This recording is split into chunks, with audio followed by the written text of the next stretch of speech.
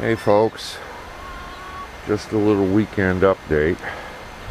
Well, right over there in the corner of the garden, we had a mallard and his mate.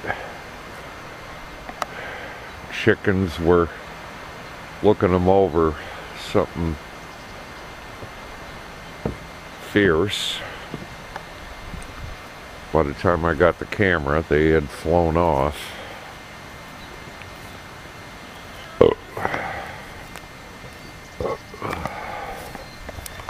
But that's a good promise.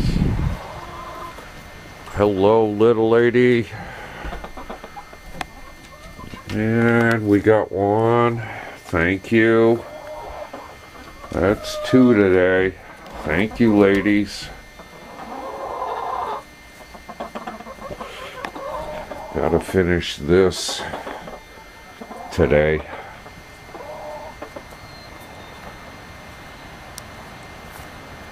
See what else. This is going to be a weekend long video. River is still very high. That's okay, 'cause that keeps our well filled.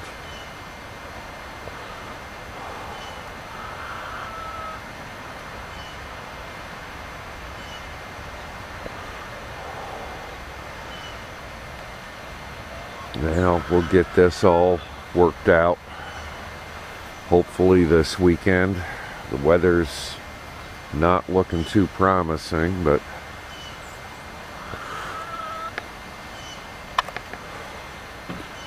I love it here. Gotta get rid of that shit in that corner.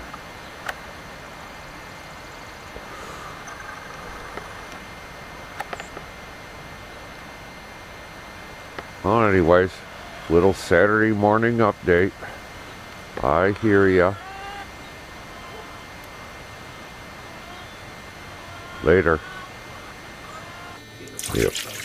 I'm making bread today, and what I've got in there is 4 tablespoons of butter, and I'm cleaning out my honey jar here, and I'll use 3 to 4 tablespoons of honey. I'm making 2 loaves of bread, so you can cut this in half for one.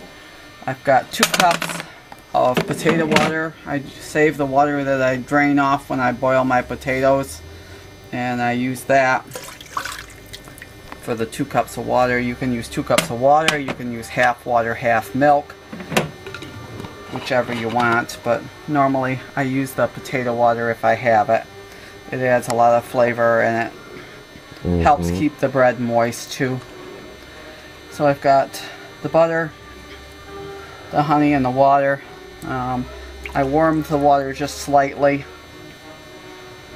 You don't want it too warm or too cold. And I'm going to put in what would amount to 2 packets of yeast. It's 4.5 teaspoons is what it is. I have a yeast spoon, so it's just 2 of those, but each loaf you use 2.25 teaspoons, so it's 4.5 teaspoons of yeast. So I've added the yeast. I'm just gonna stir. You can use oil instead of the butter if you want. I have used olive oil. I prefer to use butter if I have it. Just a little better flavor. I'm just gonna let that sit for a couple of minutes and let the yeast activate a little bit. I'm going to add 2 eggs, and then we'll add the flour and mix it up. So I've added 2 eggs. I also added a teaspoon of salt. It tastes better with a little bit of salt in there, but you can always leave it out. I'm going to add in 5 cups of bread flour. If you don't have bread flour, you can use all-purpose flour, but I think you get a little more lift with the bread.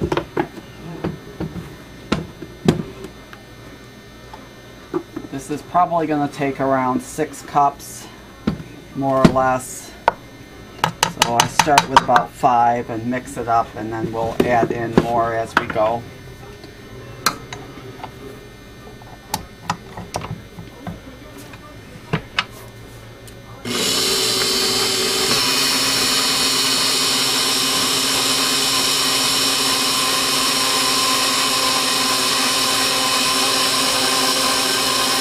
And it'll take a little bit for this to mix up.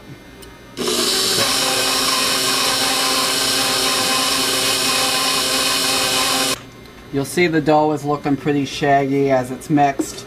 The amount of flour you're going to need is going to vary from day to day. It'll depend on your humidity levels. Wet days you seem to need a little less, which doesn't quite make sense to me, but so we'll just keep adding in a little at a time. What you want is you want a slightly tacky dough, kind of like the back of a post-it note, and we'll just keep adding in until we get to that. Little at a time.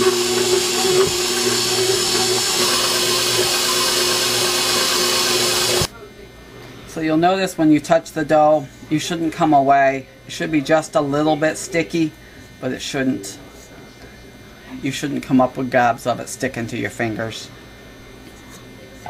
So and then when you use the mixer, it should clean the sides of the bowl. If you don't have a mixer to do it with, you can knead this by hand, but my hands are so arthritic now that the mixer is a blessing. I added probably in between 1/2 and 3/4 cup of flour to this. You can leave the eggs out if you want, but again, I think it adds not only flavor, but homemade bread doesn't have any preservatives, so it only keeps, in the summertime, it probably only keep 4 or 5 days at room temperature. In the winter time, it'll keep a little bit longer, but I think the eggs do help to preserve it a little bit longer. It adds a little bit more life to it. So I'm going to let this knead for a couple more minutes, and then I'll put it in a grease bowl and let it rise. So I've let the dough knead for 2 or 3 more minutes. You'll see that now you've got a nice smooth dough. And I'm going to put this, the rounded side down, into a greased bowl. And you just press it down in there and turn it over, grease side up. I'm going to put a piece of plastic wrap over this and the towel. And I'll put it in a slightly warmed oven to let it rise. It's going to rise for about an hour to an hour and a half till it's doubled in size. And we'll proceed from there. So it's actually a little bit more than doubled. It's been an hour. I'm going to just kind of deflate it. So all you do is just kind of, I'm going to knead it a little bit and divide it in half. And then we'll shape it into 2 loaves and get it into the bread pans. And we'll shape it into loaves and put it in each of the greased loaf pans and let it rise again. Oh, I'll check it in 10 minutes. Usually between 10 and 15 it's risen enough that I can get the oven preheating at that point. But we'll give it a little bit more kneading to smooth it out and divide it up. Well, they're not exactly even amounts of bread dough. If I had a scale, I could have weighed them, but since I don't, they'll be good enough. I'm going to cover them with plastic wrap and put the towel over them and put them back in the warm oven again for, as I said, about 10 minutes. And we'll check them at that point. So I've got them, they were in there rising for just under 15 minutes. They're big enough. They're going to rise more in the oven. So I've got the oven preheating. You want to preheat that to 350. And as soon as it's preheated, we'll pop them in the oven. What I do is I do 14 minutes. I put them in sideways, stagger them side to side, and then I rotate them and do them another 14 minutes. So I do a total of 28 minutes. And then I'll check them. They should sound hollow when they're tapped, and we'll show you that when they pop them in the oven. When the oven's preheated, we're going to stagger them in the oven, as I said. I put them on the same shelf. I set them kind of like this. We'll put this one to the back because that tends to be where it's hottest. And then I rotate them. 14 minutes I'll rotate them.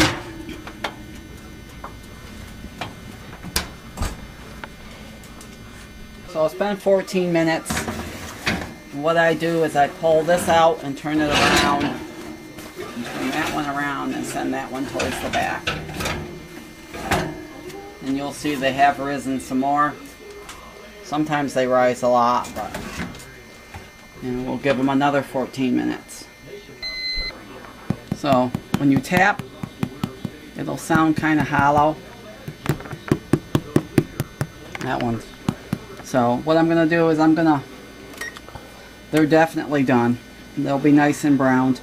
I'm going to let them sit in the pan for 5 minutes, and then we'll take them out of the pan and put them on the cooling rack to finish cooling. Smells awesome. Yeah, it does. Nothing like homemade bread. Yeah. Yeah. I hear you.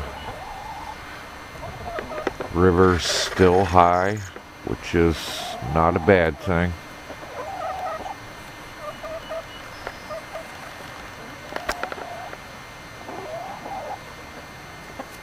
Hello.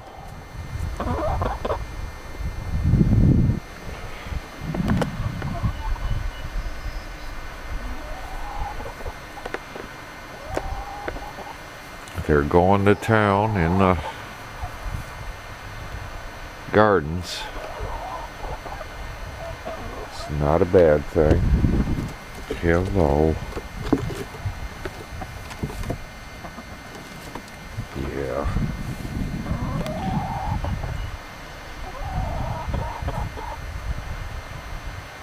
One, two. Yeah, hey kids. We've raked out what was in the hen house. Tuesday, maybe Wednesday, we're gonna have this tilled. Till that all in.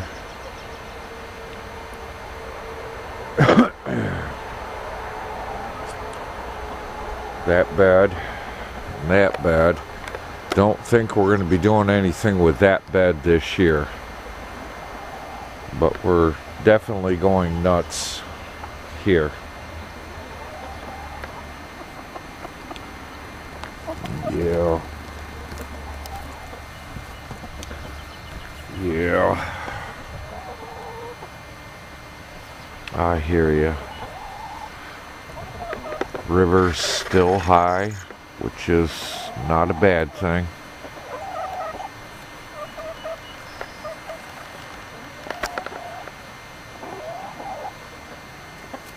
Hello.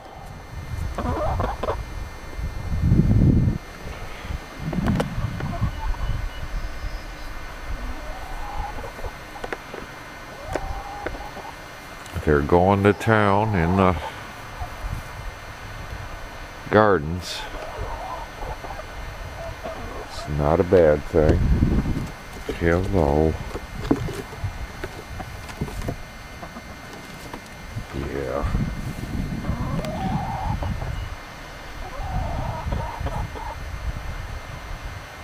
1, 2, 3, 4, 5. Missing 4. We'll go take a little walk.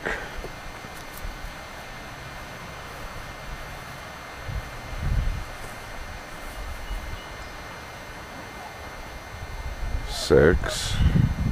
Okay. Missing 3.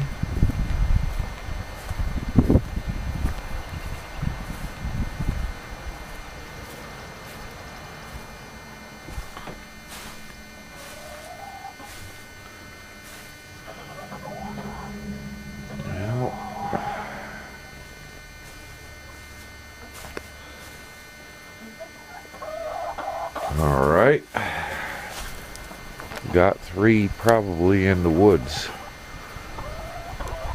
over there. They spend a lot of time in that thicket. I don't care. As long as they stay around home, it's all cool.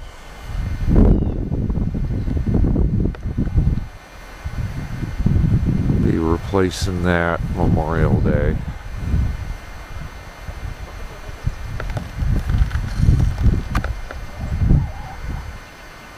Memorial Day weekend, we'll be doing a shitload of planting. probably do some this next weekend. Oh, there's 7.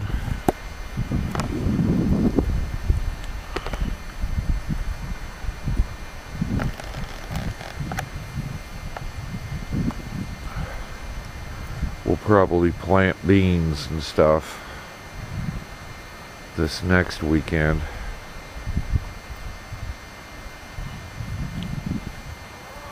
Anywho, well, just a little weekend homestead update. Weather ain't bad. Trees are bushing. I'd like to know what those shrubs are. Well, those trees are.